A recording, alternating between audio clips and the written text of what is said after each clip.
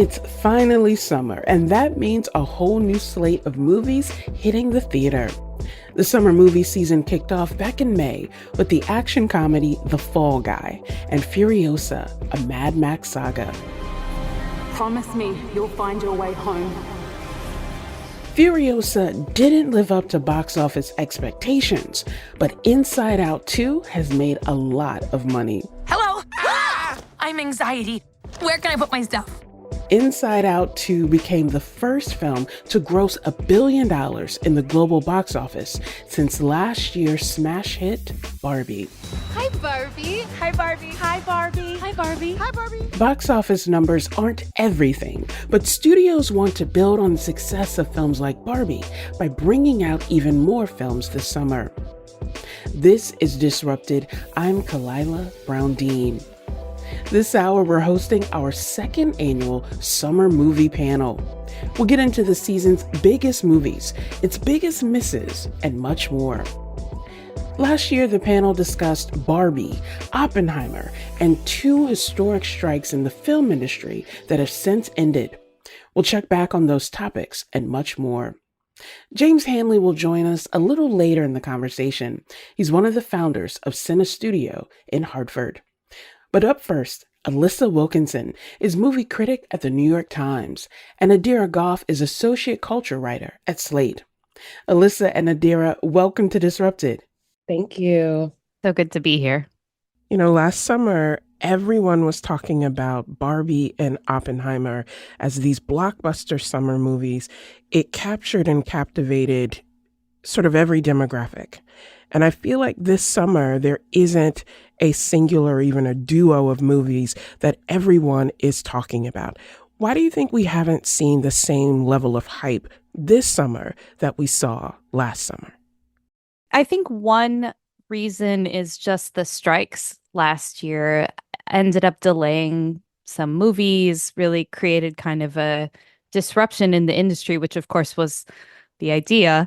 And that means that the calendar is actually a lot lighter than it normally is on big, buzzy event movies. And on top of it, you know, the Barbie and Oppenheimer phenomenon, I think we can call it that, was sort of accidentally invented. Obviously, both of those movies were going to do well, but the fact that they got linked together and became, you know, on the one hand, a Best Picture winner, and on the other hand, like the biggest movie of all time, was almost an accident that started out as a bit on the internet and then got real fast. So I think, you know, we haven't run into a pairing that would do that this year, or even a movie that feels like the same kind of event. And that's very hard to manufacture. It really happens organically. I would also add that to all of that, which I absolutely agree with, I think this year, in terms of summer blockbusters, in terms of movies that people were looking forward to, a lot of the projects that we're getting and titles that we're getting, partially because of the strike delays, are titles in well-housed and well-loved IP that people have been waiting for a long time. You think about Dune Part 2, you think about Furiosa, and those movies, you know, are not going to have the sort of original impact that a new movie that everyone's excited for but hasn't seen yet or doesn't know anything about would have. And I think that's part of why Barbie and Oppenheimer worked so well, is because we're familiar with Barbie, we're familiar with the history of Oppenheimer, but it's not like there was, you know, a Greta Gerwig Barbie cinematic universe beforehand. And so people got to be really excited about this thing that they were craving. And I think you sort of see that a lot in the reaction to Challengers,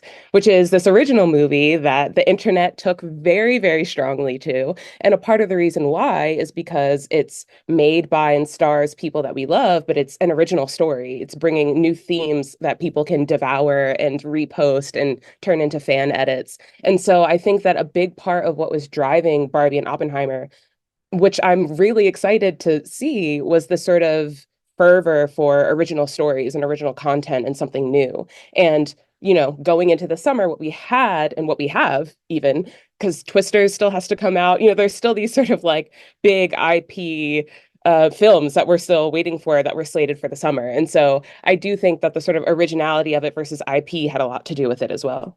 Dear, what I'm hearing from both of you is that what makes a summer a blockbuster summer is so much more complex than I think we give credit for. We assume here's a great movie, great script, everyone will want to go, but it's really about the audience, like what the audience is craving at the time, the alignment that you mentioned, Alyssa, of what else is playing and how do you play on that kind of energy, but also the ways that the market is so different for movies now of can it get a buzz on the internet that then drives people to the theater. My question for both of you then is, do we need to rethink the idea and concept of a summer blockbuster? I mean, absolutely. I think if you just look at what kids love on TikTok or the internet and what, they take to, I think it's always surprising. And a part of the reason why it's always surprising to the industry is because they don't necessarily pay attention to it. And then all of a sudden they're like, wow, this really raunchy tennis movie that stars, two people, two guys that were kind of famous but not really, and then mega star Zendaya is really blowing up, And it's like, I could have told you that. Kids love sweat and competition and intense chemistry. I mean, who And doesn't yeah, love that? Not just teens. Who doesn't love that? Yeah. I mean, exactly. And also with the score, like everything about it was sort of pitch perfect to relate to this era of the internet. And I do think that it plays a large part in it. If you can clip these parts of these films and you can turn them into fan edits and you can craft sort of teams vying for different characters, and if you can play into that aspect with the natural story of your film, then it's probably going to sell a lot better than something else that we're already used to. And so yeah, I think that there's a lot of things that have taken the industry by surprise. Even just what attractive male leads look like, I think, is a big conversation that has come out this summer. And I think that it's a really fun time to sort of just see what's going on the internet, see what people are taking to, and then reevaluate from there. Yeah, I mean, I think what you're really getting at so well is the fact that the phenomenon of the summer blockbuster was essentially invented by marketing. We didn't even have a thing called a summer blockbuster until the mid 70s when Jaws came out. And part of the reason Jaws was such a huge hit was that they tried new things with both the release schedule, releasing it all at once, and also the way that they marketed it. And so they created this impression that if you wanted to be part of this exciting cultural moment, this event, then you needed to show up, you needed to be there, you needed to like participate in it. And that's not the way things work anymore. People aren't seeing TV spots the same way. They're not opening the newspaper and seeing advertisements on the page.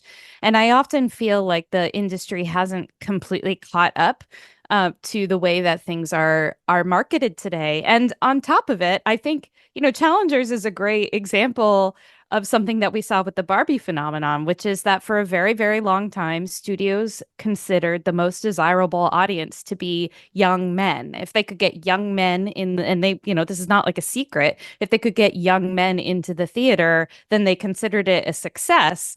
And what Barbie, of course, demonstrated was that actually, female audiences are a big part of making a lot of money at a movie, and that's middle-aged women and young women and older women. And Barbie really captured that, in addition to having a male audience that I think maybe wouldn't have gone if it hadn't been paired with Oppenheimer, Right. which definitely presented as a dude movie. But I think all of that is really key to getting people in seats. And I will say one other piece of this is that movies used to stay in theaters a lot longer, and that's how they made a lot more money. I mean, Titanic played for like a year. And what we still see right now is movies that are successful are the ones that tend to be given enough runway to make money. I mean, we can go back to one of this year's most successful movies so far, which is Anyone But You, which stars Glenn Powell and Sydney Sweeney. And it's a rom-com. It's fine. It's made an absurd amount of money, in part because word of mouth is really what drives people going to the movies today. People are just reticent to show up on the first weekend unless someone has told them, who they trust, that this is a movie they want to see. And unfortunately, the industry is built on everything has to happen the first weekend or it's a flop. So that doesn't work in our economy anymore, but it also is not how the business has set itself up. I want to bring in now James Hanley, who's one of the founders of Cine Studio in Hartford. Welcome to Disrupted, James. Thank you. I'm sorry I'm a bit late, but I'm glad to join you. No worries. It's great to have you back. James, one of the things that we've been talking about with Alyssa and Adira is how the idea of a summer blockbuster, much of it was driven by marketing. And what Alyssa just laid out for us also is audiences are sophisticated. They have choices. And sometimes how a movie is marketed does not resonate with the target audience they intend, but a movie can do amazing things when there's interest in it. What do you think about this concept of summer blockbusters? Do we give audiences and moviegoers enough credit for knowing what they like, but also being willing to try something new? Well, my feeling about summer blockbusters is that they're over. Alyssa was just alluding to the idea, which to me, it's this business of a failure of long-term thinking. It affects so many things about culture, and it even affects things like, trains that don't fit on the rails in Boston. Nobody's really looking, everybody is looking for that instant return. And again, look, they're on the phone on Thursday night trying to find out how many tickets have been sold for the movie that's opening that day.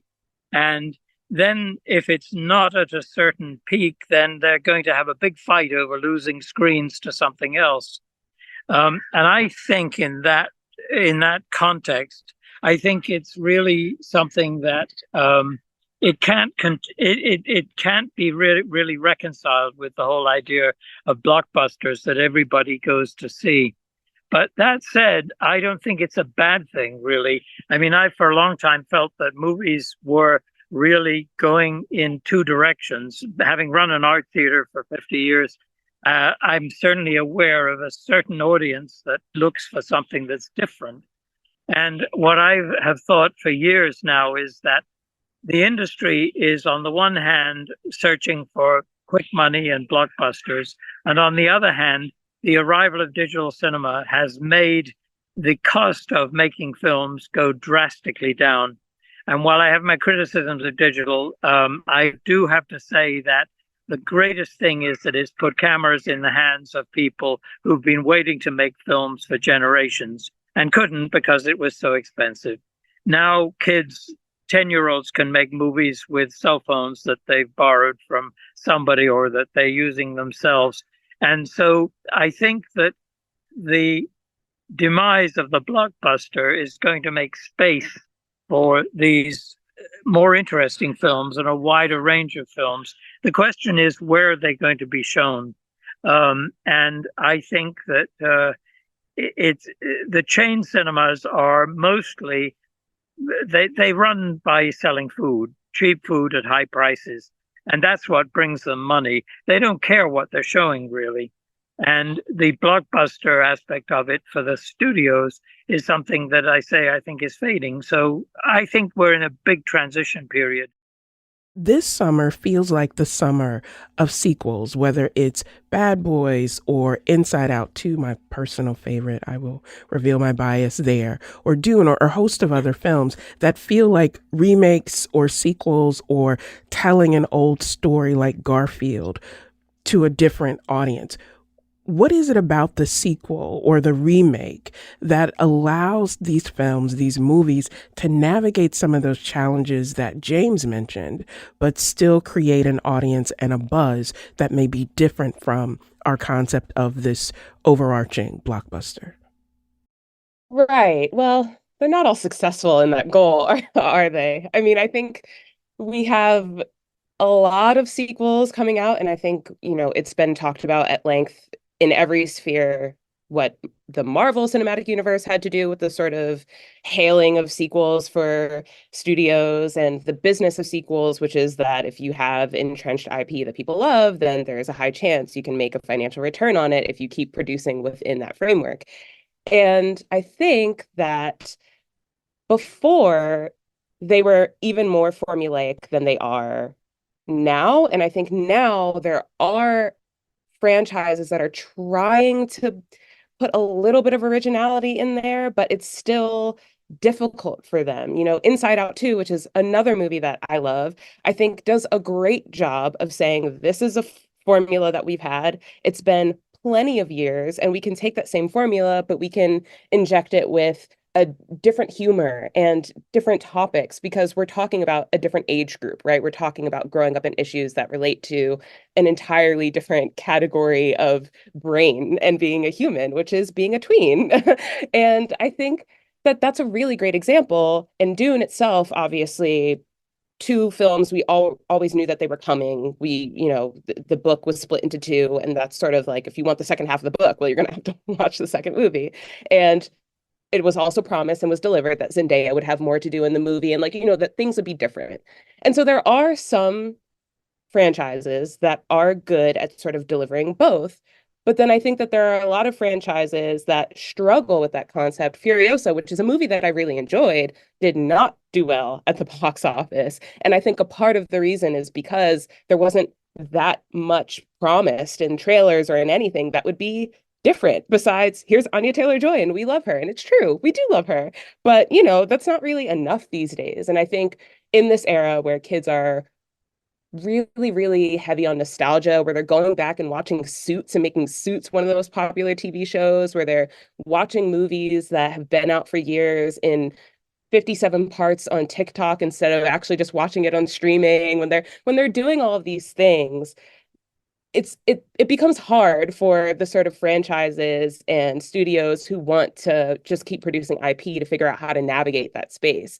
And I do think what we are having is a sort of era of proof that original movies do work. And so you just have to play your cards right with them. And so I hope that it's a good sign that we'll be seeing more original movies. And I hope that it's an even better sign that movies like Poor Things, you know, which are weird, and a Yorgos Lanthimos movie, are winning Oscars and are movies that everyone's asking, oh my God, have you seen this? And I'm like, you're not the type of person that I would think would watch a Yorgos Lanthimos movie at all. And so I think we're really sort of entering this era where independent movies and original stories are having a bit of a resurgence, but I still think that studios will try and thread that needle, and it's not always easy. So I'm interested to see how they continue to do it. That was Nadira Goff, associate culture writer at Slate. She was joined by Alyssa Wilkinson, movie critic for the New York Times, and James Hanley, one of the founders of Cine Studio in Hartford. Coming up, more from our summer movie panel. We'll look at the success of Inside Out 2 and question why we aren't seeing more films for kids. This is Disrupted. We'll be right back. Welcome back to Disrupted. I'm Kalila Brown-Dean.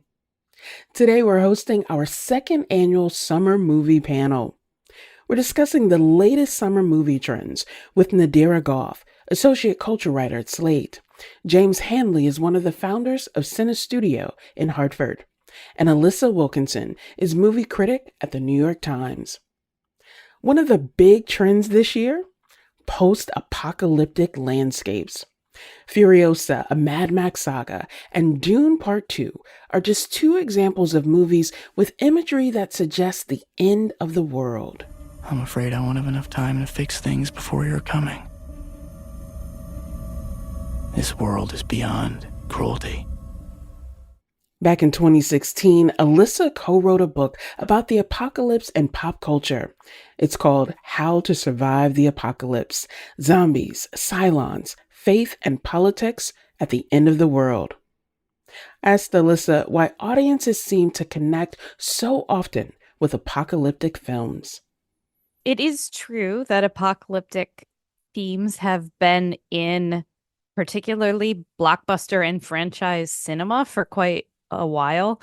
I'm looking right now at the top movies of the year so far, box office wise, and Dune is at the top, but there's also Godzilla X Kong, or however we pronounce that title, Kingdom of the Planet of the Apes. You know, a Ghostbusters movie is always a little apocalyptic. Civil War, certainly.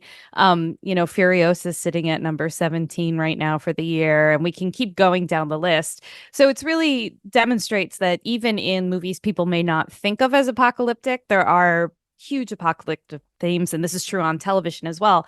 And I've always been interested in how we can see what a particular age is anxious about by looking at those apocalyptic themes. So Dune and Furiosa are actually really interesting because they are both based on properties that originated long before now. You know, the original Mad Max movies came out in the 80s. Dune is, you know, a book from the middle of the 20th century, and they're both rife with worries about the atomic age and nuclear the bomb and all of that, which is, of course, a theme from last year's films as well. But when we see them translated for today, they really do lean into, in both movies, oddly enough, the fear of scarcity of water, and how water as a commodity being controlled by certain people really allows them to control the world. And of course, in an age where I think our primary apocalyptic fear is environmental in nature, that really resonates with people, I think. And the other theme that we keep seeing pop up in apocalyptic movies and action movies more generally is artificial intelligence. This comes up over and over and over again. I mean, there was the Jennifer Lopez movie, Atlas, that was #1 on Netflix recently. That one's about AI. Last year's Mission Impossible movie starts with an AI. So when you think about that, you can kind of see it's not that the industry or that the viewers really always take a lesson away from that, but it's more reflective of what we're kind of almost subconsciously worried about, and it's rising up in the movies themselves. And that, I think, is always really fascinating to me. The last theme I think we see in all of these movies is the fear of authoritarian rule, which is another apocalyptic theme. So, it's funny that when we go to the movies in the summer, we're often kind of looking to be scared out of our minds about the end of humanity, but that's what we've been doing for a really long time. One of the greatest blockbusters of all time was Independence Day. Right. So this has always been true, but we see it, I think, even more this year. And, Dune did quite well. I did want to say, a funny thing about Furiosa is that it didn't do great on its opening weekend. But if we look back to Fury Road when it came out, it also didn't do very well on its opening weekends in a different era, which I think goes back to the point that movies sometimes need to be given a little more time in order to be declared to be a failure. One of the highest grossing movies of all time is The Greatest Showman, which took about 6 weeks to hit. And then once it did, it became a monster hit. So once again, I think what James is saying is completely correct. We need to take a longer view of the movies and before we start declaring an apocalypse in the movie industry itself. James, you mentioned that one of the beauties of this time is that it has opened up who filmmakers are, who creators are, and in turn, the kinds of stories that can be told. Thinking about Alyssa's comments of, movies and how they work in this space, what do you see, James, as the power of film to provide us in some ways with a respite, but also a way of connecting because we have different people telling those stories in really different ways that don't have to be this monster studio film, but a message or a connection that some people need? What's the power of film to do that? Well, I think that's as strong a power as it ever was, maybe more so. I have to say that of the films that I've been watching mostly, I've been watching like LGBTQ plus film festivals. I've been watching small film festivals of films from countries which are just emerging as sources of film. Places where people are grossly oppressed, places like Iran, for example. I mean, there are extraordinary films that when you sit with an audience, I have to say, not always a full house, but I find myself absolutely transported by these films, and I feel I'm learning something. And I'm also feeling that extraordinary sense that I felt when I first went to movies. The first movie I went to see, by the way, was This Is Cinerama in 1954. So I guess that marks me. But I have to say that at that time it was a magical transformation of a shared experience. That one was simple. It was like a massive screen with a roller coaster ride and so on. But in the case of these new films that are coming from all of these, especially young people, but not all young people, some people have been holding their ideas for film all their lives, and now they can suddenly talk. I think that the way that creates a connection in the dark with maybe strangers, maybe friends on a big screen, that is as powerful as it has ever been. And it goes back to this thing I mentioned before about the sort of bifurcation of the industry. I think that film is as strong as an art. The art of cinema is as strong as it ever was, but it's also something that is linked with the commercial exploitation of cinema, which is the blockbusters, the massive things, the things with pneumatic seats that are rocking around. This is like an amusement park experience in many ways that is so different from these fascinating films that introduce you to people who you didn't know before. You didn't know anything about them. The emergence of all these extraordinary stories about trans people who are facing the most incredible challenges and oppression right now. But they have these amazing stories to tell. And I have to say, I'm as excited as ever. I spend as much time as I can actually experiencing these new things. And cinema, that experience of buying a ticket and going into a dark room with a crowd of people you probably don't know and see if you get transported and maybe you have a conversation afterwards. The question is, how does that get paid for? How is it possible for that to be a viable solution for the future? I think that it's going to be tough, but I think that we have to look at it like when a symphony orchestra exists in a city, that symphony orchestra is heavily subsidized by the public in one way or another, because there's no way that you could charge $500 for a seat at the symphony.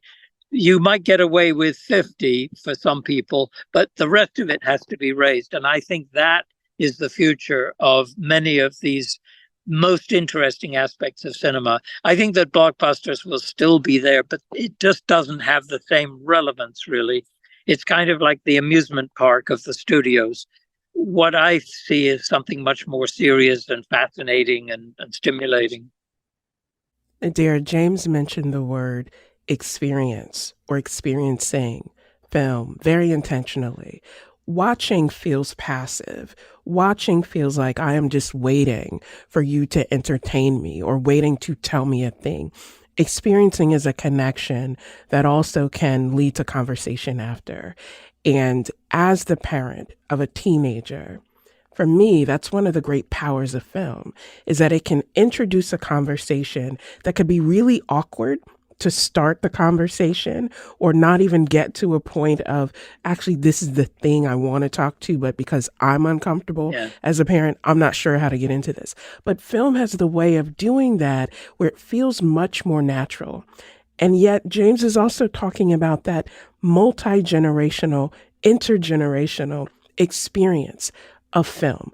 You are someone, Adair, who's thought a lot about teenagers as people who are consuming and creating and not really being fully understood that their taste and their palate is more sophisticated than let's just give me this really silly thing. How does that fit together for your interest in how teens and young people are experiencing film today? Yeah, it's kind of funny because I was saying the other day that I guess I do have a little bit of arrested development because I think about adolescence all of the time, and particularly content, whether it be media, film, TV, music, or what have you, that relates to adolescence or that enraptures teens these days. And I think it's really interesting. I think that from what I've gathered from my own personal experiences with the teenagers in my life to just surveying the internet to things that sort of filter through with algorithms is that teenagers these days, because of the availability of streaming and everything, have so much at their disposal that it's so interesting to see what they pick up on and what they gravitate towards. And I think that a part of what actually makes franchises helpful, and particularly with a movie like Inside Out and Inside Out 2, is that it really provides that gateway for families to say, oh, we loved this one when you were kids, or even when I was a kid. Let's say it's Bad Boys, right? And now I get to share this with you, and now we get to talk about these things. And that's one of the ways in which franchises, I think, will always exist, or one of the reasons why I think they will always exist and will always be sort of pushed, is because there is a sort of circular, generational, familial element to them and to the effect that they have in terms of sharing stories. But I also think that parents, and these, the parents, I'm not a parent, but the parents in my life, my aunts, my uncles, like people that I know, are sort of in this interesting period of their lives where their teens are then asking, like, can we watch this really old movie that, I've never seen before? Or can we go watch this foreign film, or this Korean drama, or this, like all of these sort of different movies that they wouldn't have necessarily expected their teen to get into. And I think that it's really fun to see, where teens gravitate to. And sometimes it's, nostalgic, like I was saying before. I think the sort of the Suits wave really surprised everybody when, we found out that teens love Suits, and they love Suits now. But yeah, I think about movies that are foreign and smaller, and the topics that they talk about. And I think about the sort of small communities on the internet that are, really sort of advocating for them. For example, the Ryosuke Hamaguchi movie, Evil Does Not Exist, which is a Japanese film that is very much about environmental sustainability and disruption, and how corporations can, are basically ruining our environment and the communities that live there. And that movie, in terms of like circles that I saw on the internet, actually had a sort of longer tail than you would have necessarily expected just from the theaters that it was showing in. And so I think that it's really interesting to see the themes, and again, a lot of them are apocalyptic, that teens are latching onto today, and the sort of stories that they're interested in. But the other thing that I think is really, really fun is that I also think that adolescence is bringing rom-coms back. And I love that so much for us. As someone who loves rom-coms, when we talked about Anyone But You, there was also The Idea of You, the Anne Hathaway film for streaming that was really, really popular. And, I'm thinking about sort of all of these rom-coms, or this fervor for rom-coms that teens have, that they're very passionate and open about. And I think that it has actually translated to selling tickets, or, high streaming numbers for this genre that has kind of been floating in the atmosphere for the past few years, since we sort of lost these quote unquote, I wouldn't necessarily agree with this assessment, but these quote unquote movie stars, right? These rom-com movie stars. And it's been really fun to see it sort of come back. It's been fun to see Glenn Powell try on so many different hats and so many different genres. Like, I really think that rom-coms are here, that romance is here, but also that teens are interested in the weird and the small, and also the franchises. So it's been really, really interesting. But I think it's really just comes down to the fact that they have the accessibility to love these things and to be vocal about loving these things. Alyssa, it's a great way to think about teens and young people as sort of a bellwether for what people collectively want and need, whether it is the familiarity, whether it is the more lighthearted, soft-hearted. I don't want to have to think about these big, overwhelming questions and pressures and problems. I want a different path. Or teens as consumers saying, give us credit for knowing what we like. What would you say is the status of children's movies as a genre? And I know that even saying that is a misnomer, because those films are rarely intended for children, or are so elementary that, it taps out if you have a kid or a young person who's over the age of 6. What would you say about the status of that area as we think about film today?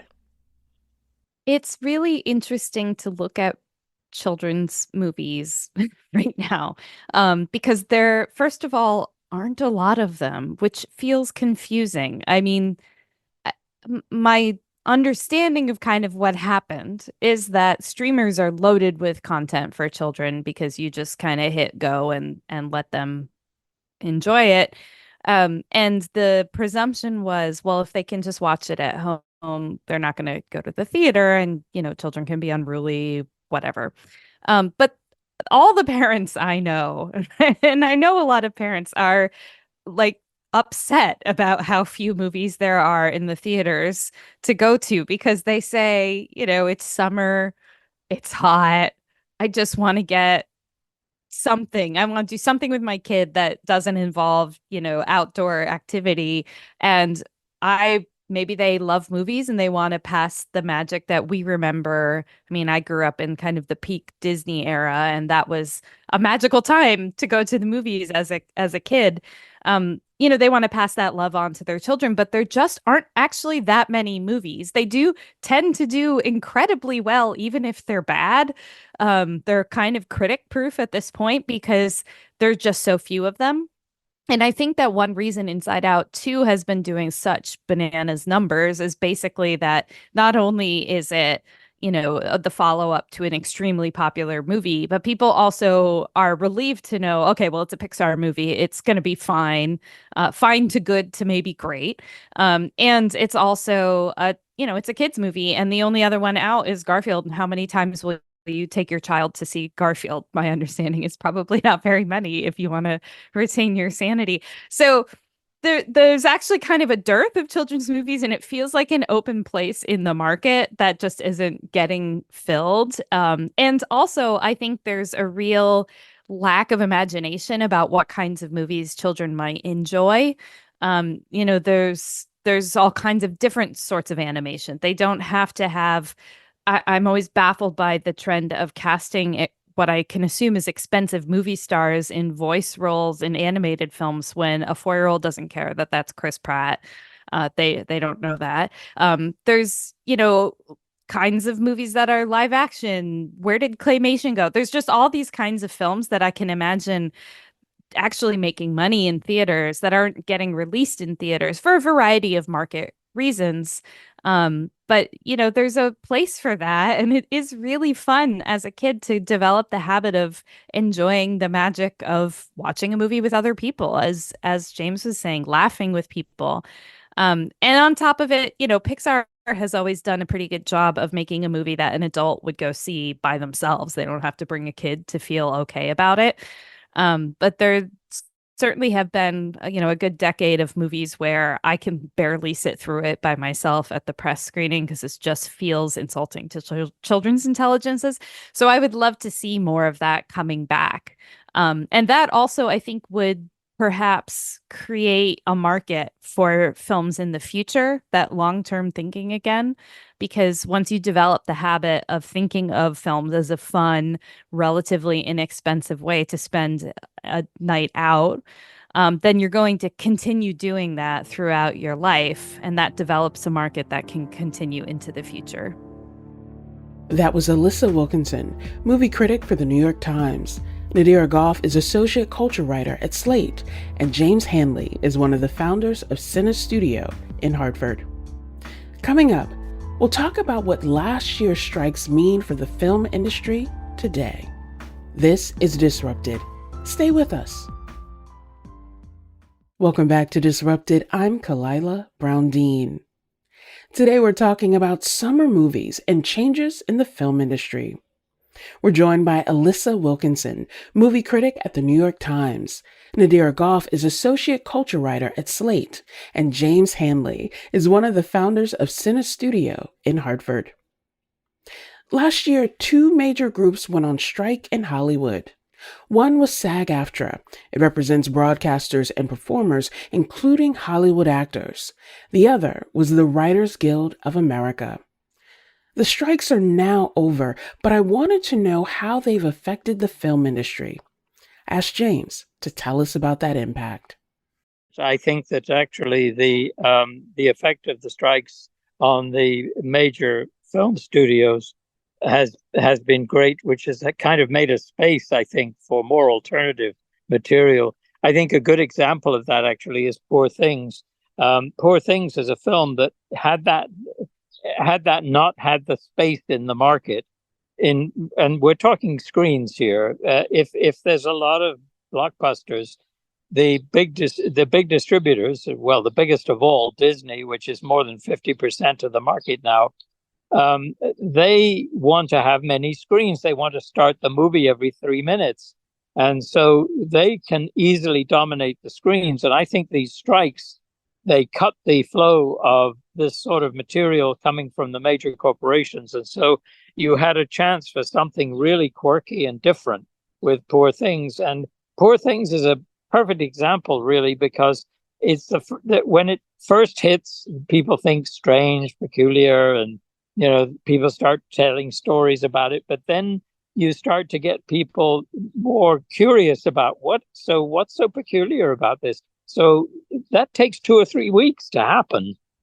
And so I think it's actually been a good thing. And I think that this also hits on another theme that we were talking about, which is, young people going to the movies.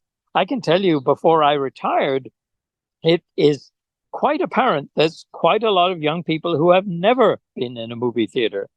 And I mean, they've never seen movies in a theater. So this is something critical for the art of cinema, the art of film, that these young people can get to see things. So I think that this actually links with the whole aftermath of the strike, which is that this space may be creating the opportunity for more young people to see films, but more to see different things.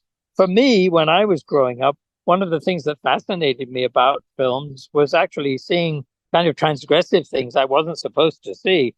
And, I would sneak out of the house and go and see them. And they were very formative. I mean, they created questions for me. And I think that sort of thing is very, very important. So I think that these upheavals in the industry actually did a good thing. The one thing that I think is problematic is this enormous domination by Disney, which is controlling so much of the market, so much so that even for repertory theaters that are showing older films and bringing back revivals, they have strict rules that if a theater wants to show first-run Disney product and Fox product, the 20th century classic titles and things like that, they either have to choose new or old. They can't do both. And that's really bad for the industry. And the only way they get away with that is because they dominate. And so I'm hoping that perhaps that can change a little. And it certainly changes when we support independent cinema. Dara, what are you paying attention to when you think about the impact of these strikes and sort of the long-term consequence? What stands out to you?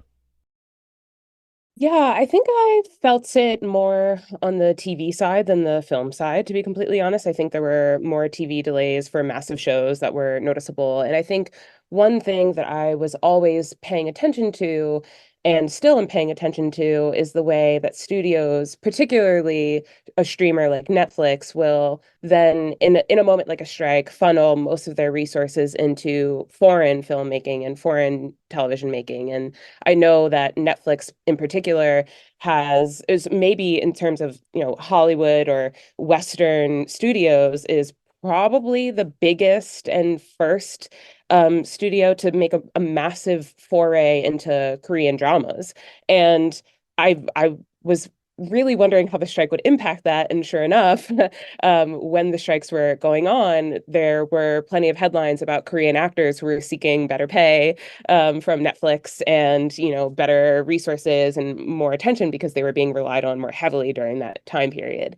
And I think while it opens up a new group for potential exploitation, unfortunately, I think in terms of cultural production, it does sort of give more space for people to, like James was saying, seek out other things, whether they're indie films or foreign films. I think about the movie Exuma, which is a Korean film that no one was sort of expecting to make any waves, but internationally made a lot more waves than it should have. And it's about like a cult and the dead and exorcisms, but particularly related to Korean culture and funerary practices. And it's not necessarily the type of film that you would expect to make international waves, but I think it released in the States in this pocket where there was maybe nothing happening, that perhaps if there weren't strike delays, if there weren't writing delays for things, maybe there would have been something to fill that space.